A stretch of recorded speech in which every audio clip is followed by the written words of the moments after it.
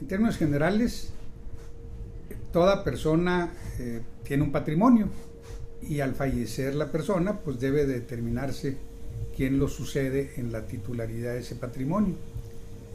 Para tal efecto, la ley contempla dos posibilidades. Una, que el titular del patrimonio, en vida, elabore un documento que se llama testamento, en el cual designe quiénes sean sus herederos. La otra, cuando esta persona no designa a sus herederos, no elabora el testamento, la ley civil contempla quiénes son los que lo suceden por ministerio de la propia ley.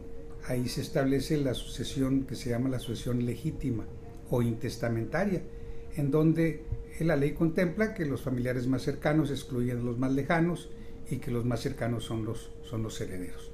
Ese es, en términos generales, así muy escuetamente, las dos posibilidades de transmitir el patrimonio de una persona con motivo de su muerte.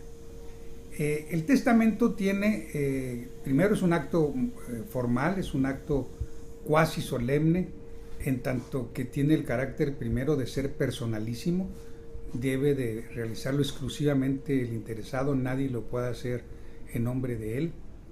Y esta disposición testamentaria, esta voluntad del testador, que jurídicamente se le denomina decujus, esta voluntad se plasma en un documento que se denomina testamento y que puede otorgarse ante la fe de un fedatario público, de un notario público, y elevarse al rango de escritura, lo que constituye el llamado testamento público. Existe una segunda posibilidad, que es el testamento otorgado del puño y letra del testador, que se denomina testamento hológrafo.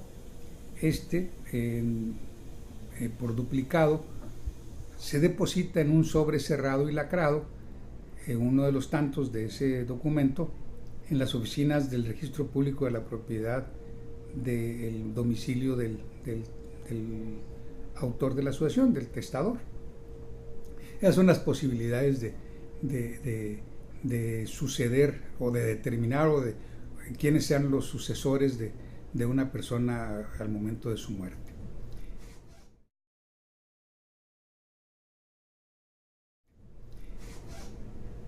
El que se otorgue testamento definitivamente viene a resolver una problemática que es muy frecuente cuando no ocurre esto. Muchos papás, y esto es normal por hablar de una familia típica, en vida le dicen a sus hijos cuando tienen varias propiedades: oh, tu hija, tú te vas a quedar con la casa tal, y tu hijo te vas a quedar con el rancho tal, y en fin, en vida ellos les indican a sus hijos cuál es el destino que va a tener su patrimonio en el futuro. Me viene a la memoria aquella programa de televisión donde el de la Cherokee o la Cheyenne, ¿no? Que decía, sí, exactamente. Entonces, eso es coloquial. Pero si eso no se plasma en un documento, no tiene ningún valor.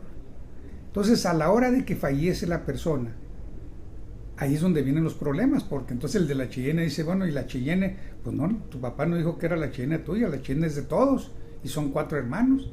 Y no, pues es que él dijo, no, pues lo que él dijo o dejó de decir no tiene relevancia. O bien,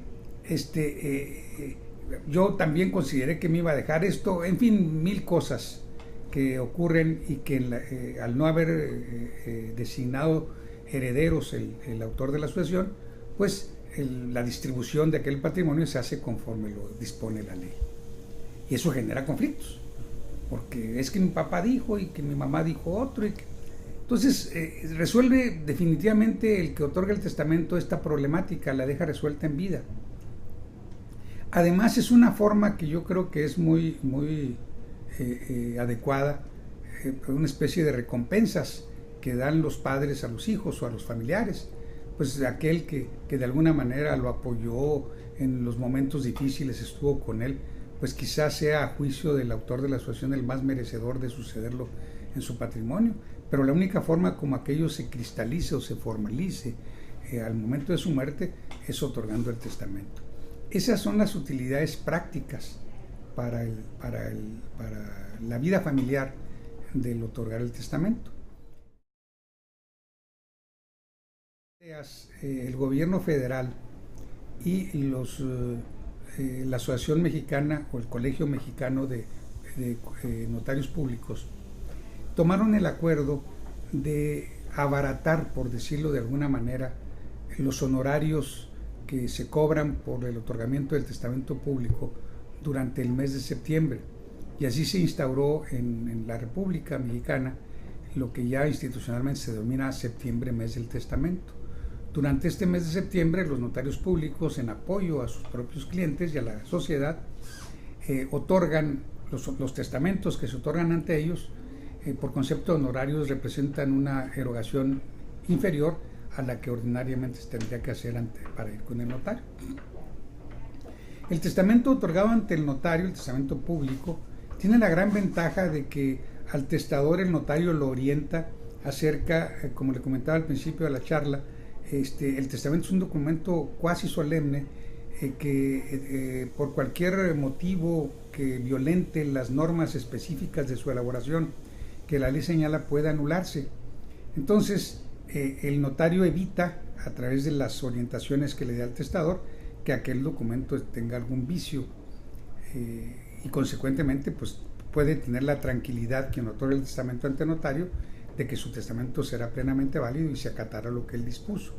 Lo que a veces no ocurre cuando el testamento es hológrafo, porque la persona lo otorga de su puño y letra, a veces sin tener conocimiento de cuáles son las expresiones que se deben contener en el testamento, cuáles son los términos que se deben de consignar en él para darle precisión y certeza, y hace pues que aquel testamento pueda impugnarse a la hora de irse a abrir y a declarar en su caso sucesores a quien designa el testador, porque puede haber también alguna contradicción entre uno de los ejemplares del testamento. Recuerde usted que se elaboran dos, entonces entre uno de los ejemplares y el otro, y todas esas circunstancias hacen que el testamento hológrafo tenga un margen de inseguridad, por decirlo de alguna manera, que trata las oficinas registrales, que son las que están a nuestro cargo, de evitarlo orientando a las personas.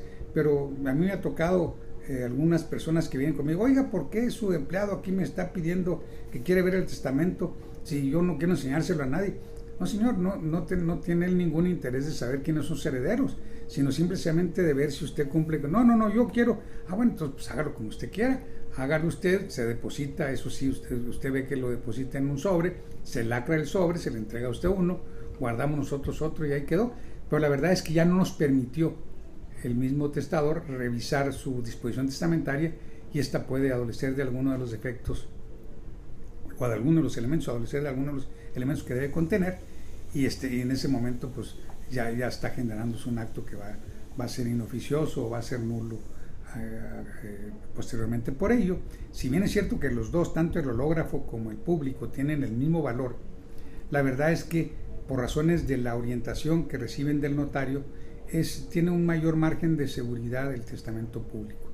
Y máxime cuando los señores notarios, en un gesto que es de reconocérseles, en el mes de septiembre abaratan sus honorarios, haciéndolo accesible a las personas que ocurran ante ellos. Eso es lo que justifica el mes del testamento que acabamos de pasar, y que seguramente es cuando más se difunde la cultura del testamento. Y además de esa promoción de la cultura del testamento, ha permitido que ya haya permeado en la conciencia de muchos chihuahuenses, y año con año es mayor el número de testamentos que se otorgan. Eso pues creo que va en proporción directa de la tranquilidad familiar que imperará en el seno de aquella familia en donde el titular de ella otorgue su